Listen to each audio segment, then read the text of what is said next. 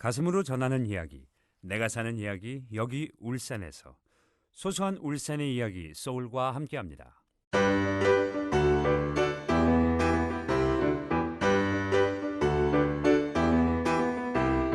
피해자에게 조심하라는 말로 인간의 권리를 제한하고 책임을 넘기지 마십시오. 조심해야 하는 대상은 가해자입니다.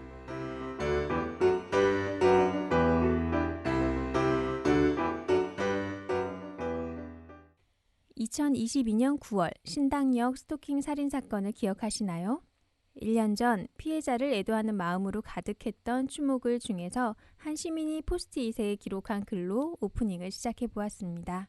오늘은 스토킹을 주제로 이야기를 나눠보려고 합니다. 함께 이야기 나눌 소울 멤버들 먼저 인사해 주세요. 네, 안녕하세요. 저는 스무디를 좋아하는 무디입니다.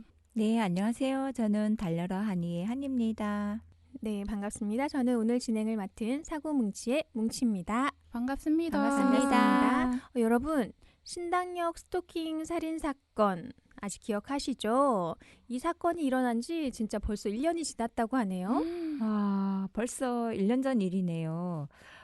그때 그 당시에 뉴스를 보면서 무섭기도 하고 너무 안타까운 마음에 화도 나고 했었던 기억이 듭니다. 네, 진짜 놀라웠죠. 네. 스토킹으로 살인까지 가다니 이러면서.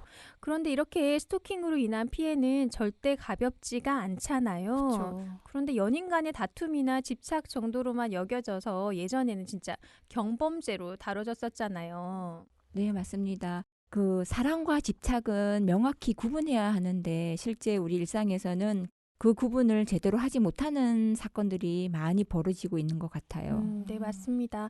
거절 의사를 표시했음에도 계속 찾아오거나 또 괴롭히거나 끊임없이 문자를 보내거나 이런 것들이 상대방으로 하여금 공포감, 불안감을 느끼게 만들잖아요. 이런 행위 자체가 스토킹이 될 수 있습니다. 네. 그렇죠. 스토킹 처벌법이 시행되기 전에는 경범죄로 10만 원 이하의 가벼운 처벌을 받았었잖아요. 맞아요. 범죄임에도 불구하고 이렇게 가벼운 벌금만 내면 됐었잖아요. 21년 3월에 발생했던 노원구 새 모녀 스토킹 사건을 계기가 있었잖아요. 맞아요. 예, 그 사건을 계기로 그해 10월에 중범죄로 개정이 되었고 그러면서 스토킹 처벌법이 첫 시행이 되었습니다. 또 그리고 22년 9월에 있었던 신당역 스토킹 살인 사건을 계기로 올해 7월에는 스토킹 처벌법이 강화되어 개정되었습니다. 네, 7월에 스토킹 처벌법이 강화가 되었는데 그 핵심은 반의사 불벌죄 폐지입니다.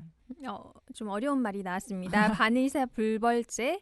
조금 더 풀어서 설명을 해주신다면요? 네, 반의사 불벌죄는 피해자가 이제 만약에 처벌을 원하지 않으면 가해자를 처벌할 수 없다는 내용이에요. 그래서 보통 그 사건이 발생하면 합의해달라고 하는 경우가 많거든요. 그럼 반의사 불벌죄가 폐지되었다는 것은 합의 여부와 상관없이 엄중하게 처벌하겠다는 그런 취지인 거죠? 네, 맞습니다. 스토킹 범죄를 저질렀다면 합의와는 상관없죠. 바로 그거죠. 네네. 저도 만약에 이게 스토킹 범죄를 당했다면은 이게 보복이 두려워서 처벌을 원치 않는다는 합의를 해줄 수 있을 것 같다는 생각도 들거든요. 맞아요. 보복이 너무 무섭잖아요. 그러니까요. 이 반의사 불벌죄 폐지의 의미가 아주 큰 거네요. 네, 맞습니다.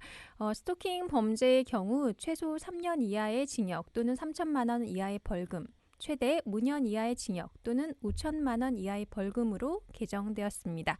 여러분, 또 혹시 스토킹 방지법이라고 들어보셨나요? 스토킹 방지법이요? 저는 좀 이 단어 조금 생소하거든요. 이 법이 너무 어렵네요, 저한테. 맞습니다.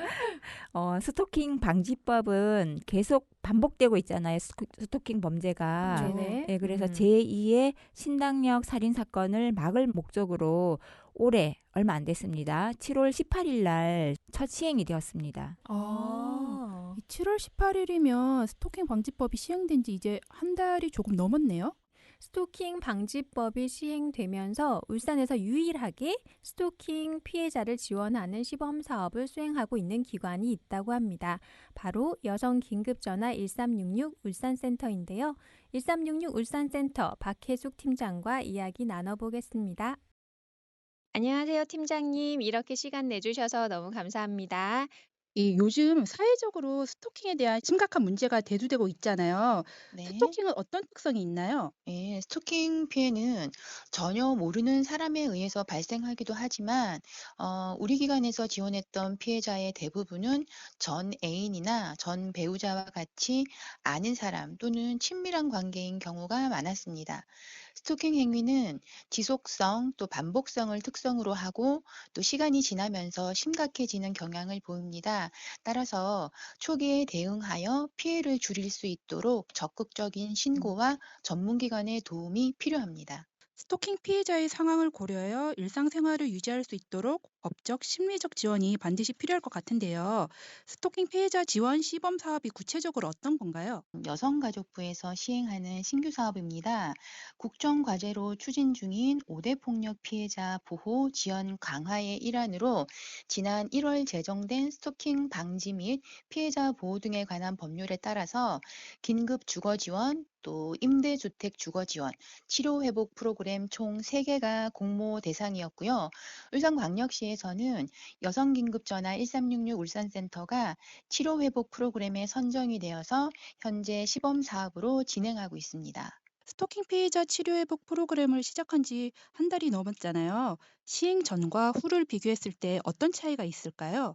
스토킹 피해자 치료 회복 프로그램 전에는 사건이 신고 접수되고 행위자 처벌 여부에 집중이 되었다고 한다 하면 프로그램 시행 후에는 울산에서 전문적으로 스토킹 피해자를 지원하는 업무를 하는 기관이 생김으로 인해서 피해자의 피해에 대한 회복적 욕구에 쟁점을 맞춰서 심리 치료를 적극적으로 권유하고 그리고 심신의 회복을 바탕으로 한 건강한 일상으로의 조속한 복귀를 할 수 있도록 지지하여서 자신의 피해 회복에 적극적으로 나서는 피해자의 수가 증가했다는 점이 차이점이 되겠습니다. 지금까지 여성 긴급전화 1366 울산센터 박혜숙 팀장과 스토킹의 특성과 스토킹 통합 창구로 피해자 일상 회복 지원에 대해 자세하게 들어보았습니다. 오늘 인터뷰 정말 감사합니다. 네, 감사합니다.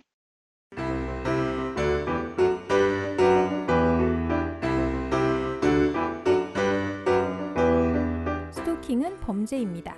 사랑해서 혹은 너무 보고 싶어서 그랬다는 말로 용인될 수 없습니다. 범죄의 사각지대가 없는 안전하고 안심할 수 있는 행복한 울산을 기대해 봅니다. 저희 소울의 소소한 울산 이야기는 다음 달 이 시간에 다시 만나 뵙겠습니다. 지금까지 무디 이영은, 환희 김분화, 김형석, 짱양현희, 저는 뭉치 엄윤미였습니다. 감사합니다. 감사합니다.